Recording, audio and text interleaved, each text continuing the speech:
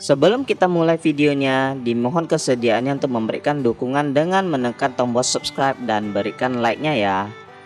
Dukungan Anda sangat berarti bagi kami agar channel ini bisa terus berkembang dan memberitakan firman kebenaran Tuhan, agar nama Tuhan Yesus dimuliakan hingga ke seluruh penjuru dunia. Terima kasih. Amin. Yang berikutnya, saya dengar banyak orang Kristen itu yang suka berhutang. Hutangnya banyak banget. Nah, saya ingin tanya, di CLCC, berapa banyak saudara yang pernah dihutangin orang Kristen terus gak dibayar? Angkat tangan. Nah, dengar. Sekarang saya mau ngomong dulu sama orang-orang yang suka ngasih utang. Ngomong gak enak, ditahan nyesek. Apa itu? Nagih utang. Amsal 22 ayat 26 bilang, jangan engkau termasuk orang yang membuat persetujuan dan yang menjadi penanggung hutang. Boleh gak sih bantu orang? Boleh. Tapi dengar, jangan beri hutang itu kalau engkau gak tahu untuk apa hutang itu. Hutang itu ada dua. Yang pertama good debts, hutang yang baik. Yang kedua bad debts.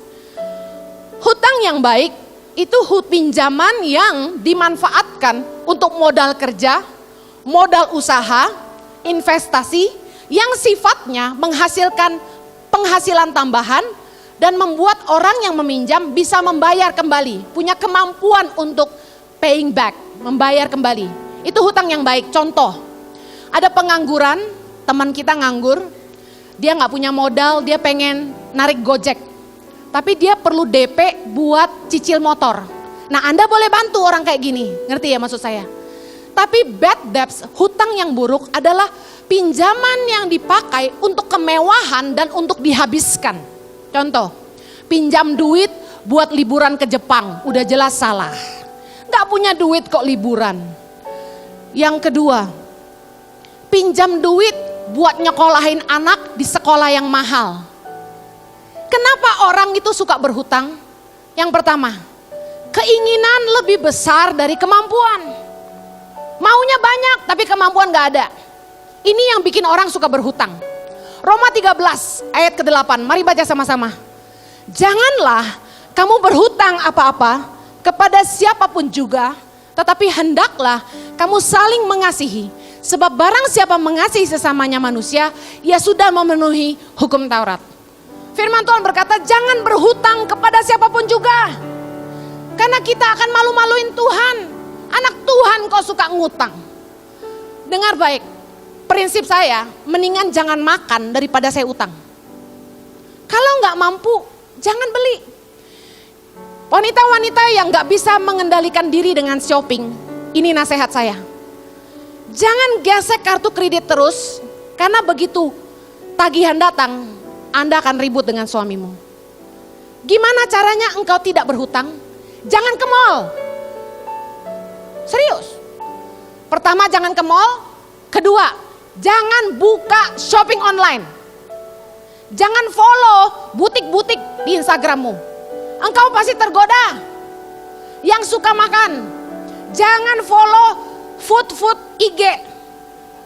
Katanya mau kurus, tapi ngeliatannya pork chop, mie, porky. Aduh, kayak gitu-gitu. Anda akan makin nafsu untuk belanja, nafsu untuk makan. Gampang banget kalau Anda mau terlepas dari kebiasaan berhutang.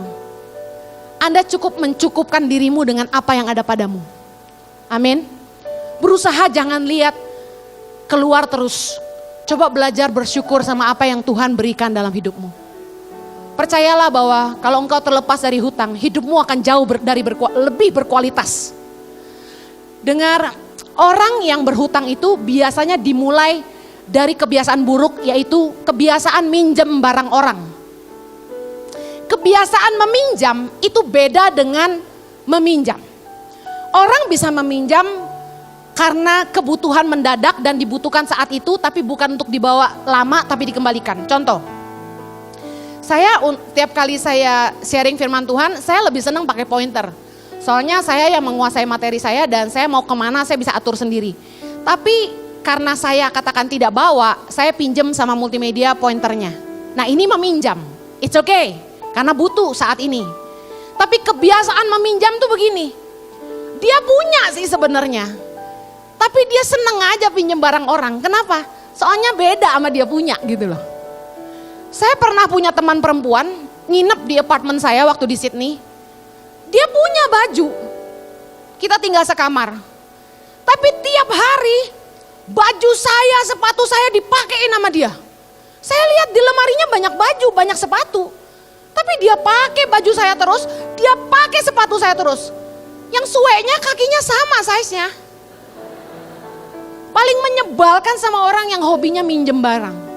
Dan yang paling parah udah minjem gak balikin. Ayo, kapan terakhir Anda minjem barang orang dan Anda gak balikin? Itu kebiasaan yang sangat buruk yang akan membuat Anda jadi batu sandungan buat orang.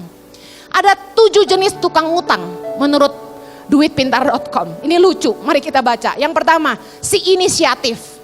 Pengutang si inisiatif ini teladan, tukang ngutang teladan. Nggak usah ditagih, dia bisa inisiatif, gue bayar Senin, wah top. Tapi tetap jangan suka ngutang. Yang kedua, pengutang si pelupa. Namanya juga lupa, pasti harus selalu diingetin. Hati-hati tapi, kalau tipe begini, Anda lupa, dia bebas dari hutang. Yang ketiga, si pengalih pembicaraan.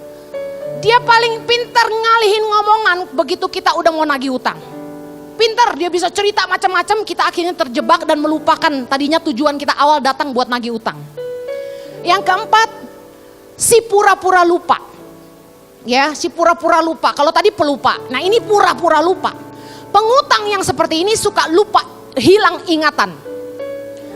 Dia bisa gak sadar, begitu dia ada duit, dia ada duit. Tapi dia pura-pura lupa kalau dia punya utang.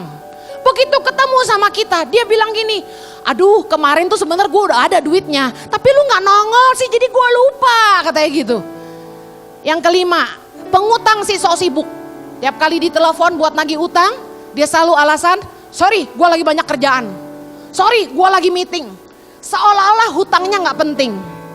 Yang berikutnya, pengutang yang pura-pura miskin, ini paling nyebelin buat saya.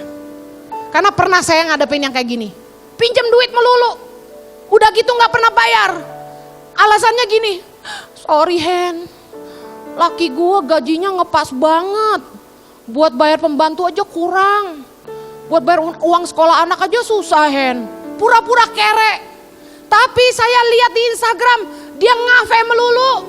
Makan restoran mewah. Shopping melulu. Dalam hati saya nih kebangetan, utang gak bayar lu mewah-mewah. Sampai sekarang dia gak bayar utangnya. Gue liatin funky-funky sana sini terus. Yang ketujuh, si antara ada dan tiada. Nah ini ajaib. Kalau kita datang dia ngilang. Dicari selalu gak ada. Di telepon gak pernah ngangkat. Di WhatsApp gak pernah balas. Wah tipe kayak gini sih ajaib. Kita ada dia gak ada. Tapi dia selalu eksis di Instagram. Hebat. Saudara, kebiasaan ngutang itu gak baik. Kenapa? Anda enak aja ngutang. Tapi tahu gak, Anda merugikan orang yang Anda hutangi.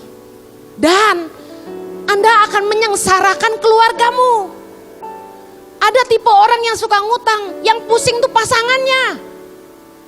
Saya pernah punya staff dulu, istrinya tukang ngutang, gawat.